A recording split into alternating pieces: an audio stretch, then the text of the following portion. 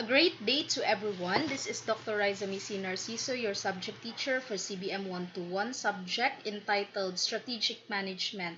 Finally, we are in our last unit of discussion for this subject. I expect that in your coming final assessment, you were able to imbibe all the lesson being taught for this course.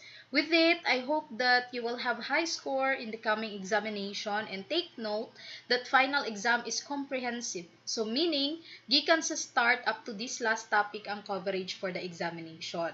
So the last unit shall be about the role of top and other levels of management in establishing strategic leadership towards achieving the organization's purpose. So since we are done with the process in strategic management from planning to controlling, I think this time need natin ma-revisit how crucial the role of the leaders are in strategic management.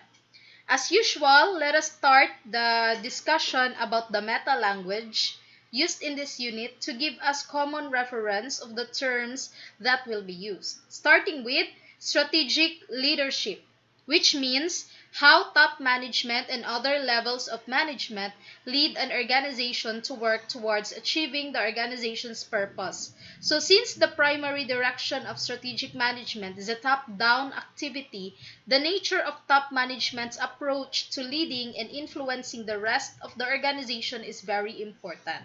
So next is the four competencies of leadership, the competencies of attention, meaning trust and self. So each of which has to be managed. Then, the common term leadership styles. These are the distinctive manners in which leaders act to influence the strategic management of their organizations.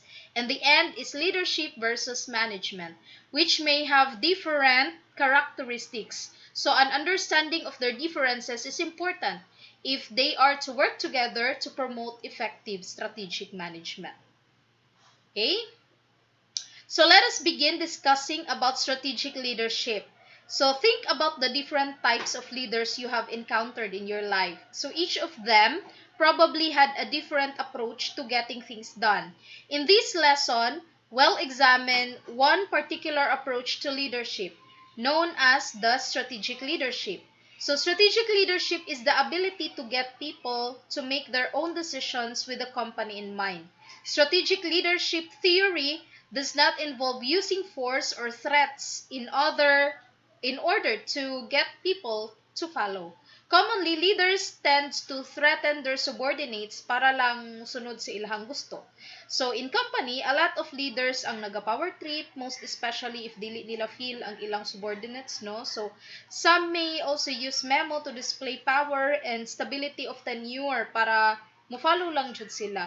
So, although these examples are prevalent before, medyo na-minimize na ito ngayon kasi employees know their right, and the Department of Labor and Employment in the Philippines encourages employee not to be silent anymore, to eradicate those oppressors and matagaan og appropriate action for the welfare of the employee. So going back to our main topic, when a company uses strategic leadership, it is able to gain the support of its team members by influencing them in a way that makes them want to contribute to the success of the company. So let's take a look at the characteristics, the benefits, and challenges, and a real-life example of strategic leadership. So effective leadership is the foundation for successfully using the strategic management purpose. So take note that strategic leadership, guys, is learned. So it does not come naturally. Okay, therefore, educating yourself about the characteristics you want to embody will help you become a better leader. Okay?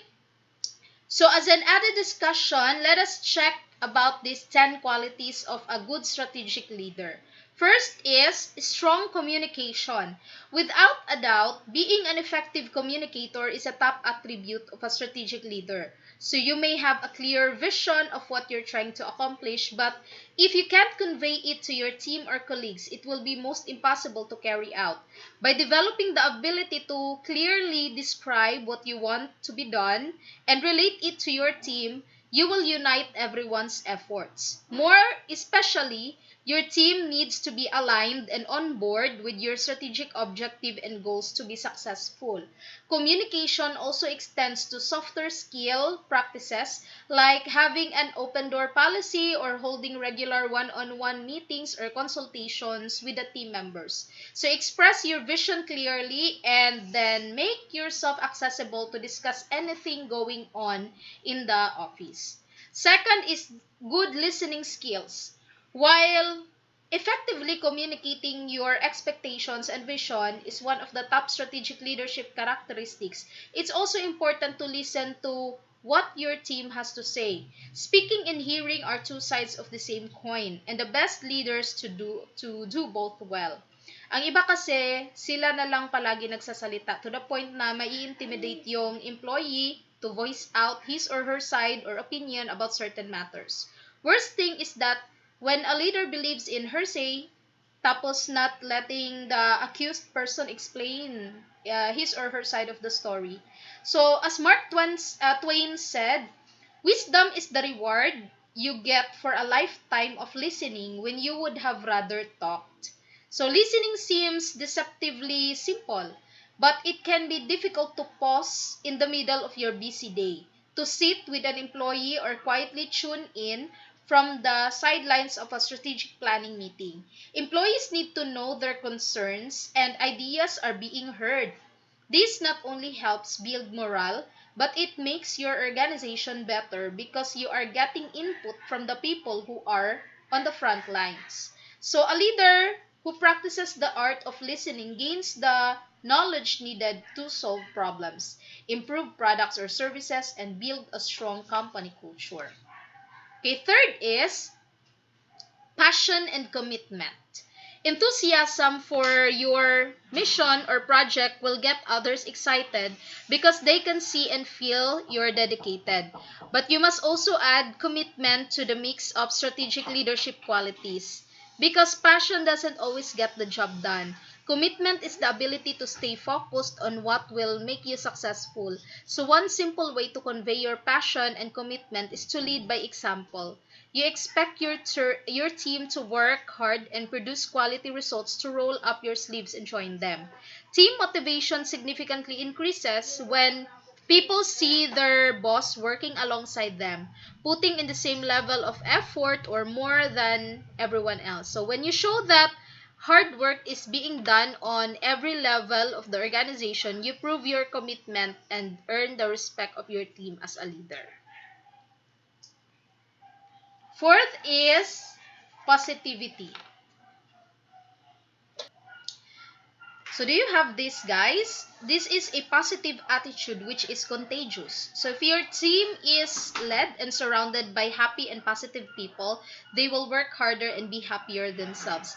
Positivity can take many forms in the workplace, from providing snacks in the communal kitchen to keeping an upbeat tone in your internal emails. So, of course, there should be a balance between playtime and productive time, but do your best to create a positive, supportive environment during the workday. So, personally, in times of challenges or stress, I always love to talk to positive people. So, buti na lang na ako'y mga few nga kaila nga pwede na ako maduulan. Like, lahi jud ang vibes nga ilang mahatagay sa imuha. So, tama jud tong term nga contagious, but nice kayo ang feeling, no? So, at the end, katawan na lang namo ang problema. Not all people have this gift actually. So, if you are naturally grumpy and initon og ulo, I recommend you to find someone who have these characteristics. So, believe me, it can help. Keep in mind that some leaders conduct strategy review meetings and only focus on the problems, I mean. So, you definitely want to be aware of issues as no good leader has their head in the sand. But you must also take the time to recognize things that are going well with your strategy and celebrate successes. So, fifth is innovation. Okay? When you've been working at a company for years or simply been in the same career for a while, it's easy to get stuck. Being a strong leader requires practicality and realism, but just as importantly, it requires having an eye for innovation and a vision to execute on it. So, namely adjusting and adapting to current business or economic environment. is a valuable skill to foster. In other words, don't get too comfortable. If an idea or process is foreign to you, assess it and look at the benefits of implementing something new. Characteristics of a strategic leader include being open to change and left field thoughts, because that is precisely what will give you a competitive advantage. By making sound decisions based on data, no vision or innovation will be too far afield. In order to innovate, you need to utilize data-driven decision making.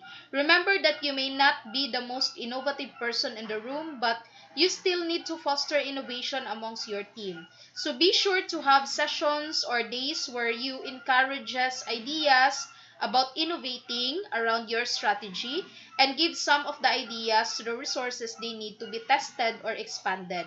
If you never allow a team members to innovate, they will have no examples inside the organization to point to in order to make suggestions in the future.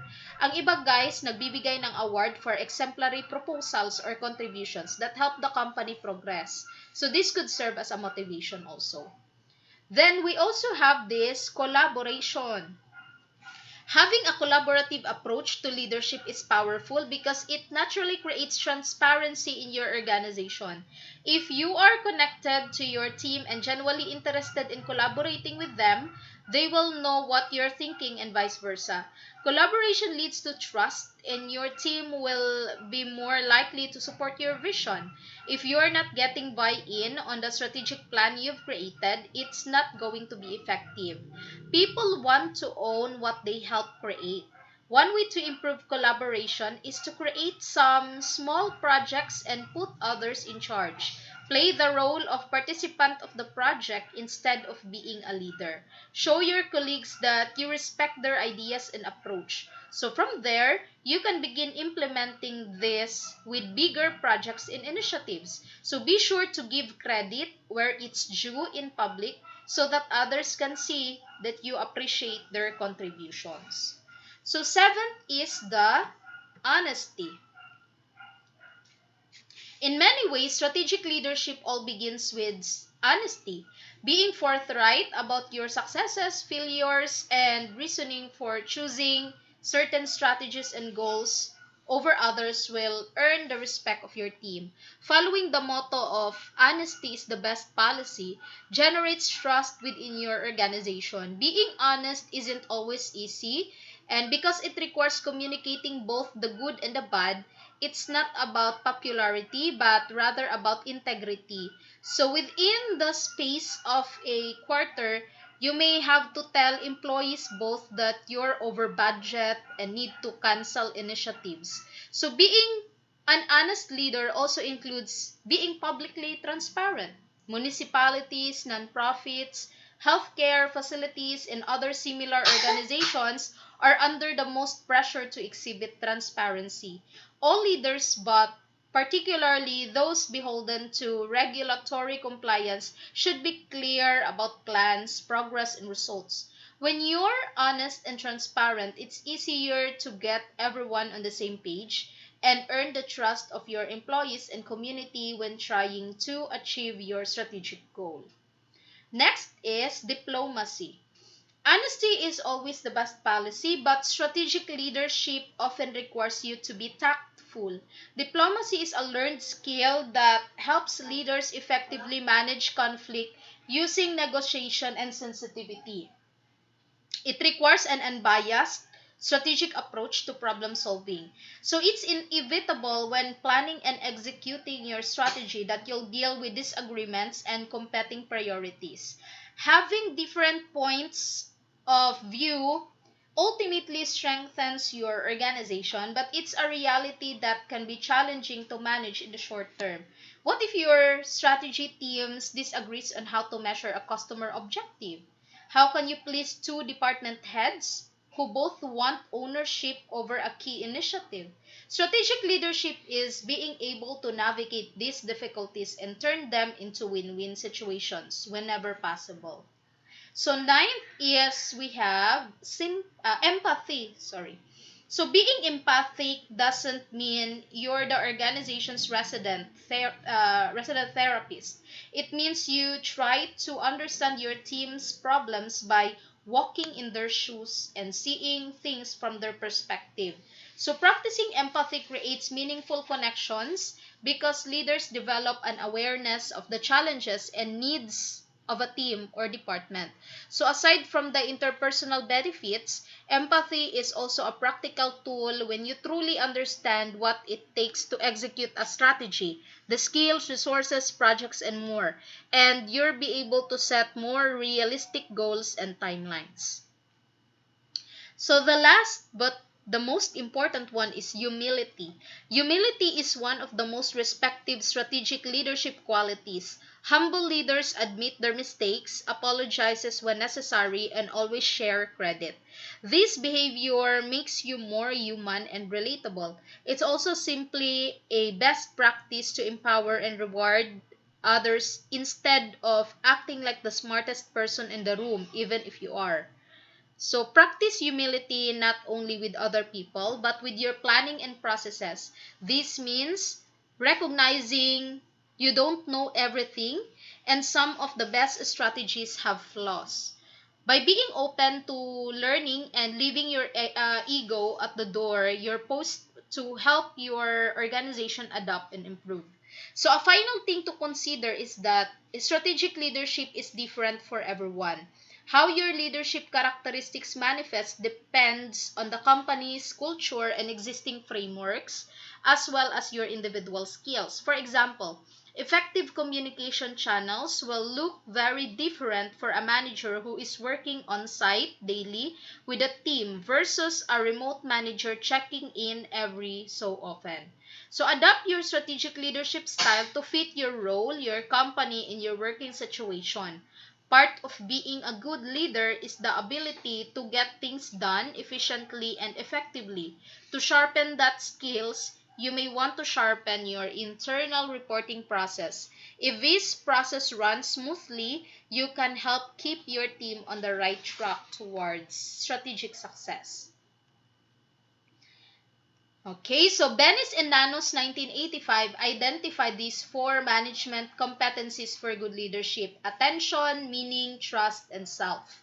So management of attention is a component described as the ability to draw others to themselves through an intense focus of attention. Individuals who possess this ability have routinely been able to get others to enroll in their own visions. This has been to the point that they have adopted the vision as their own.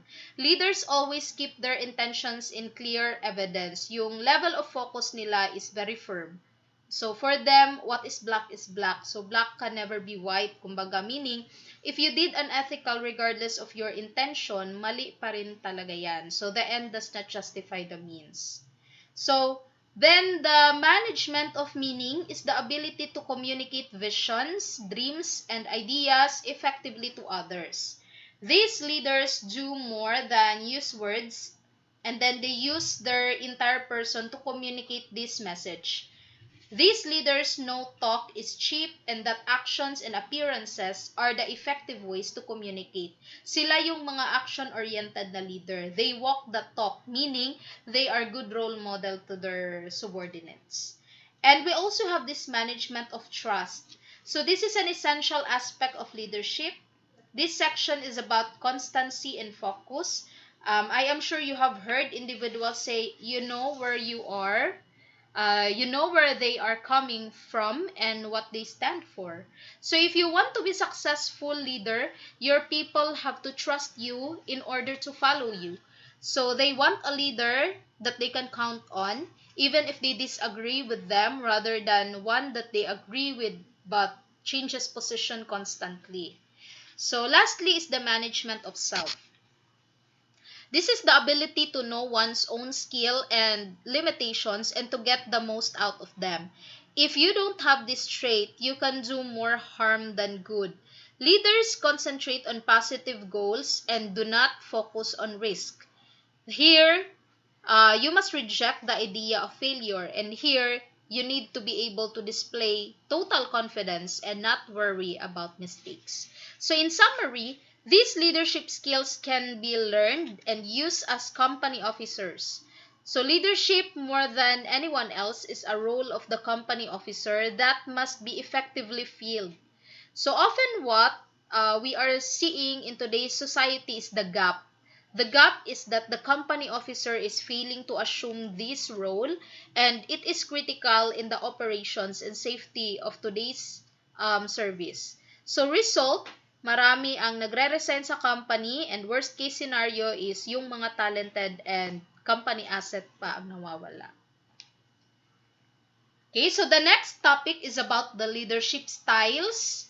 So actually, there are a lot of theories regarding this, but we will be focusing on MacGregor Burns' 1978 theory. He is a political scientist. He authored the book Leadership and distinguishes transformational and transactional leadership. Transformational leadership is where the leader taps into his followers' higher needs and values, inspires them with new possibilities that have strong appeal, and raises their level of confidence, conviction, and desire to achieve a common moral purpose. So Mahatma Gandhi was an exemplar, a typical example of someone who leads using the transformational style.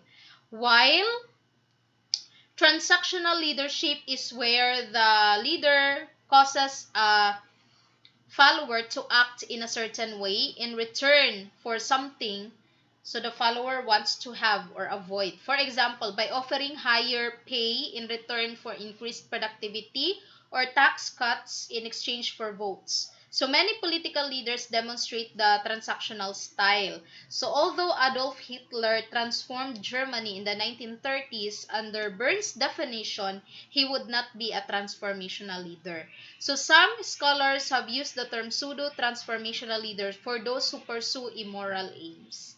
So the defining feature of transactional leadership is a two-way exchange. So the main features of transformational leadership are inspiration, mobilization, and moral purpose. Indeed, Burns summarized the transformational leadership as a leadership that occurs when one or more person engage with others in such a way that leaders and followers raise one another to higher levels of motivation and morality. So, of the two styles, transformational leadership is more likely to achieve major change than transactional leadership. Mainly because, by definition, the former goes after more ambitious goals. Okay, so a distinction is often drawn between leadership and strategy on the one side and management and control on the other side. So this is a view that encourages senior managers to think that they do strategy while others do management. This separation originally began with the classical notion that strategy implementation should follow formulation. The view that leadership is different from management is strongly felt. So unfortunately, the two sides do not often talk to each other. Strategic management requires leadership to understand how its organization manages purpose, especially in those core business areas or processes that are vital to competitive advantage. So in this domain, knowledge is important. So it is knowledge and experience of how an organization works. This is a difficult area for leaders who are brought in from outside an organization. This is especially so for strategic management if competitive advantage rests on firms' specific strategic resources. But, I more agree that both leadership and management characteristics must be practiced by a superior. So there is no such thing as being a leader is better than a manager or vice versa. Both has an advantages and disadvantages. The important thing is to both practice the positive attributes and emerge into a new persona, which is a combination of a good leader and a good manager, and that is the 1 plus 1 equals 3 concept. So a person that is welcoming and approachable but is also strict and firm to what he or she believes is right. So too much strictness and too friendly subordinates is not also good. So 'di ba, we commonly hear the phrase lahat ng sobra ay masama na. So kaya dapat balance lang. There is always a time to be serious and to loosen up also. So the last topic is about strategic change.